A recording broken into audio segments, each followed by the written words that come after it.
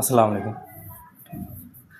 యౌమిద్దీన్ అంటే ప్రతిఫల దినం. ప్రతిఫల దినం ఇది మనకి ఎక్కడికి వస్తుందంటే సూరా ఫాతిహాలో 4వ ఆయత్ మాలికి యౌమిద్దీన్. దాని తర్వాత సూరా హిజ్రులో 35వ ఆయత్. ఇక తీర్పు దినం వరకు నీపై శాపం ఉంటుంది.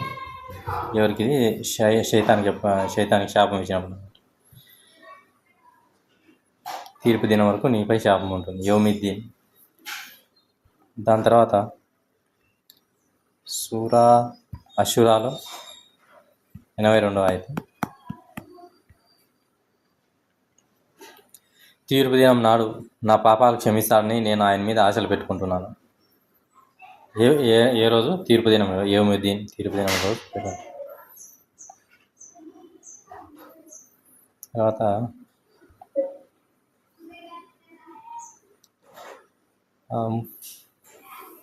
అస్సఫాత్లో 20వ ఆయత్.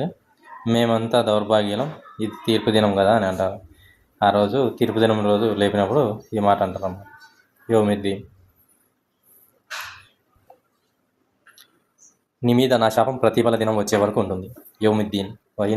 వహిన్ అలైక లానతే ఇలా యౌమిద్దీన్ వరకు ఉంటుంది.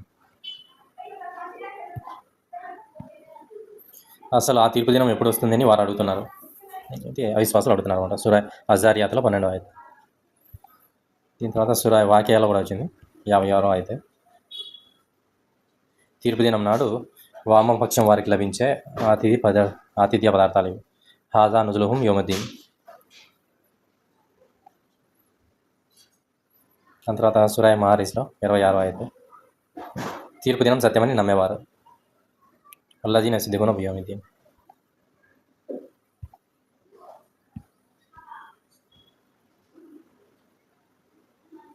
మరియు తీర్పు దినం అబద్ధమని చెప్పేవారు, వకున్నా నుఖజిబు యౌమిద్దీన్.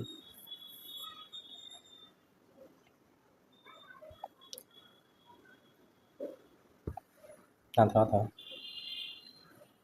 సూరా ఇన్ఫితార్లో ఆ తీర్పు దినం అంటే ఏమిటో మీకు తెలుసా? ఆ తీర్పు దినం అంటే ఎలా ఉంటుందో ఏమిటో మీకు ఎలా తెలుస్తుంది? ఆ రోజున ఏ మనిషి ఏదైనా చేయడానికి ఎవరికీ సాధ్యం కాదు.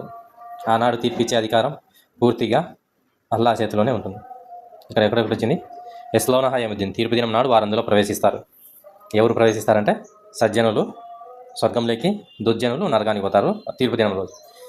ఆ తీర్పు దినం అంటే మీకు తెలుసా? అవును, మరి ఆ తీర్పు దినం మీకు ఎలా తెలుస్తుంది? ఆ రోజు ఏ మనిషి కొరకు ఏదైనా చేయడం అనేది